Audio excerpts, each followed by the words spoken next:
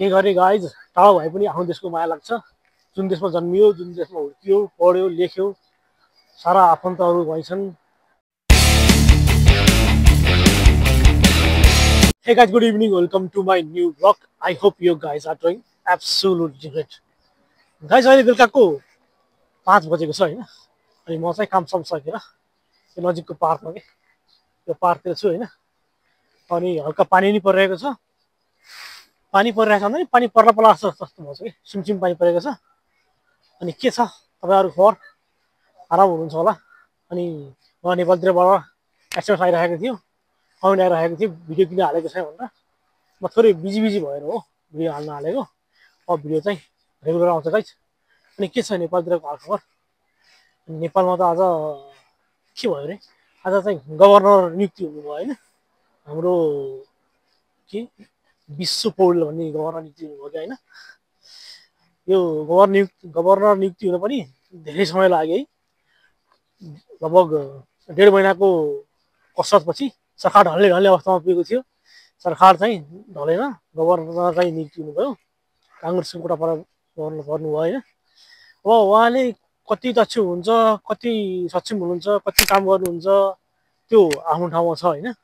सायद अब राजनीतिक नियुक्ति हुनु भएपछि उहाँले गर्न चाहेर पनि अब पार्टीले जे भन्छ त्यो अनुसारको गर्न पनि भएर अलि गर्न नसक्नु पनि सक्नुहुन्छ है। अनि अक्सर गरी नेपालमा चाहिँ हरेक कुरामा के जस्तै हुन्छ नि यो संवैधानिक अङ्गहरू अनि त्यसपछि गएर राष्ट्रको मेन ठाउँहरुमा यसरी हरेक कुरामा चाहिँ दलीय भागभण्डा गर्नु त्यति ठीक हो जस्तो लाग्दैन कि। दलीय नियुक्ति यो टिके प्रथा भन्छ नि, टिके प्रथा चाहिँ त्यति ठीक हो जस्तो लाग्दैन कि। अब यही गभर्नरको विषयमा पनि अब उहाँ भन्दा पनि कति अनुभवयुक्त मान्छेहरु थियो होला। त्यही अब त्यो भन्दा मुनिको लाइन कुरेर बसिरहेको मान्छेहरु थियो होला हैन। उहाँलाई नियुक्ति नगरिकिन सिधै टिके प्रथामा राजनीतिक भागभण्डाको आधारमा उहाँलाई नियुक्ति गरिएको छ है। अब उहाँले हामीले उस गरौँ हैन, उहाँले राम्रो काम गर्नुहुन्छ होला, राम्रो काम गर्नुहोस्, हाम्रो शुभकामना छ। तर पनि यसरी भागभण्डामा आएपछि राजनीतिक दबाब हुन्छ, राजनीतिक प्रेसर हुन्छ। त्यो भएपछि काम गर्नै गाह्रो हुन्छ जस्तो लाग्छ कि मलाई पनि। अनि विशेष त अब नेपालमा चाहिँ यो मेन ठाउँहरु भनौं न संवैधानिक अङ्गहरुमा राजनीतिक नियुक्ति हुन्छ के। अब यो अख्तियार भयो, निर्वाचन आयोग भयो हैन, या प्रहरी प्रशासनतिर नि त्यस्तै भयो।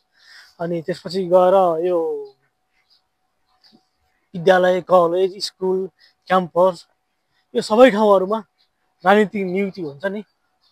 अनि अख्तियार भयो त्यो भएपछि के हुने हो भन्दा चाहिँ हैन। अब यता अदालतमा राजनीतिक नियुक्ति भएपछि के भयो भन्दा सबै कुन पार्टीबाट गएको हो उसका मान्छेले मात्रै न्याय पाउने भए, अरूले न्याय नपाउने भए, अथवा न्याय चाहिँ पारदर्शी भएन कि। अनि त्यसपछि गएर यो निर्वाचन आयोगतिर पनि त्यस्तै हुन्छ। जुन पार्टीले नियुक्ति गर्यो त्यही पार्टीले चुनाव जितिरहेको अथवा धाँधली भए पनि उहीतिर फेयर हुने टाइपको हुन्छ। अब त्यसपछि गएर प्रहरीमा चाहिँ अब त्यस्तै छ हेर्नु।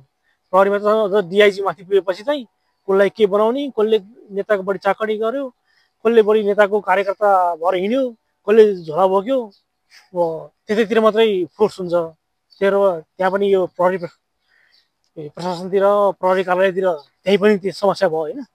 अनि त्यसपछि गएर आएर यो स्कुल, कलेज अनि यो विभिन्न प्रशासनहरुमा हुन्छ नि, यहाँ पनि एकदम सक्षम व्यक्तिले होइन कि जो राजनीतिमा नजिक छ, जो राजनीतिक पहुँचको आधारमा अथवा चाकडीको आधारमा कार्यकर्ताहरू भर्ती गरिन्छ नि, यो चाहिँ कति पनि ठीक हो जस्तो लाग्दैन गाइस। यसरी भर्ती गर्नाले के हुने भन्दा सक्षम मान्छे चाहिँ नियुक्त नहुने, असक्षम मान्छे मात्रै नियुक्त हुने कि। त्यो भएपछि के भयो भन्दा हुन पनि कामहरु चाहिँ कति पनि भएन। जुन व्यक्ति चाहिँ एकदम सक्षम व्यक्ति छ त्यो व्यक्ति कहाँ हुन्छ, असक्षम व्यक्ति पोस्टमा भएपछि डामाडोल हुन्छ। तपाईलाई थाहा छ यसमा मैले के भन्नुपर्छ है। तर यसरी यो राजनीतिक भागबन्दी, टिके प्रथा, राजनीतिक यो कुराहरु चाहिँ रोकिन भने चाहिँ नेपाल चाहिँ धेरै पछि पर्छ जस्तो लाग्छ मलाई चाहिँ। तपाईँहरूलाई चाहिँ कस्तो लाग्छ होइन? के गरे गाइज, टाढो भए पनि आफ्नो देशको माया लाग्छ। जुन देशमा जन्मियो, जुन देशमा हुर्कियो, पढ्यो, लेख्यो, सारा आफन्तहरू वहीँ छन्। अब सारा नागरिकै वहीँकै हो। धेरै कुराहरू छ जोडिएको, त्यो खोलानाला, त्यो हिमालहरू, त्यो पहाड, सबै कुरा सम्झिँदा देशको एकदम माया लाग्छ है। तर के गर्ने, अब यस्तो राजनीतिक अस्थिरता भएपछि, यो नालायकहरू चाहिँ पोस्टमा भएपछि एकदम गाह्रो हुन्छ गाइज। तपाईँहरूलाई चाहिँ कस्तो लाग्छ? तपाईँहरू कहाँबाट हेर्दै हुनुहुन्छ? नेपाल त सजिलो छ नि, नेपाललाई विकास गर्न त एकदम धेरै सजिलो छ नि। दुई देशको बिचमा छ, एकदम विकसित देशहरूको बिचमा छ। त्यहाँबाट चाहिँ एकदम डिप्लोमेसी एकदम राम्रो गरेर त्यहाँको प्रविधि चाहिँ नेपालमा भित्राउन सक्ने, अनि त्यो राजनीतिक चाहिँ अलिकति यो सिस्टमै फेर्ने कि, जस्तै प्रत्यक्ष निर्वाचित कार्यकारी प्रधानमन्त्री बनाऊँ, सक्षम योग्य दक्ष व्यक्तिहरू हरेक ठाउँमा हालौँ। पढे लेखेको भन्दा पनि नियत चाहिँ राम्रो भएको मान्छे हाल्यो भने चाहिँ ठिक हुन्छ जस्तो लाग्छ कि। पढे लेखेको त जो पनि पढे लेखेको छ होइन, नियत चाहिँ राम्रो भएकोमा हाल्यो भने चाहिँ देश चाहिँ चाँडै विकास हुन्छ कि। अब खनिज पदार्थहरू खन्न पनि कति बाँकी नै छ, उत्खनन गर्न बाँकी छ होइन।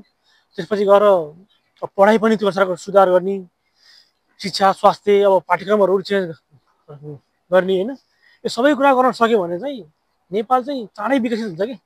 अथवा एउटा टिमै बनाउने, विदेश भ्रमण पठाउने, त्यो देशले कसरी विकास गरेको छ, त्यो देशको प्रविधिहरू कस्तो छ, त्यो देशको शिक्षाहरू कस्तो छ, त्यसको शिक्षा नीतिहरू कस्तो छ, त्यो कुराहरू चाहिँ बाहिरबाट सिकेर नेपालमा पनि त्यो कुराहरू लागू गर्न सक्यो भने चाहिँ नेपालले पनि चाँडै प्रगति गर्छ। मलाई चाहिँ त्यस्तो लाग्छ गाइज। यति सानो देश छ, नेचर रिसोर्स पनि एकदमै धेरै छ होइन, त्यो बसी एकदम चाँडै विकास हुन सक्छ। तपाईँहरूलाई चाहिँ कस्तो लाग्छ गाइज? मलाई कमेन्ट बक्समा कमेन्ट गर्नु होला है त गाइज। हेर्नु न गाइज, जापानको यो वेदर एपमा चाहिँ कस्तो एक्युरेट देखाउँछ कि। अहिलेसम्म हल्का हल्का पानी थियो होइन म आउँदै गर्दा, अनि एकछिनपछि चाहिँ लगभग 10 मिनट जति भयो म यहाँ आएको होइन। अनि 10 मिनटपछि चाहिँ हल्का ठुलो पानी थियो कि, पानीको थोपाहरू ठुल्ठुलो पर्न सुरु गरिसक्यो गाइज। अब यता पार्कतिर पनि पार्क खाली हुँदैछ, मान्छे पनि घरतिर लाग्दैछन्। अब म पनि गाइज बिस्तारै बिस्तारै घरतिर लाग्छु गाइज। अनि तपाईँहरूलाई मेरो भिडियो कस्तो लाग्छ? तपाईँहरू कहाँबाट हेर्दै हुनुहुन्छ? मलाई मन परेको खण्डमा लाइक गर्नु होला। यदि च्यानलमा नयाँ हुनुहुन्छ भने सब्सक्राइब गर्नु होला। Thank you for watching. See you next blog. By.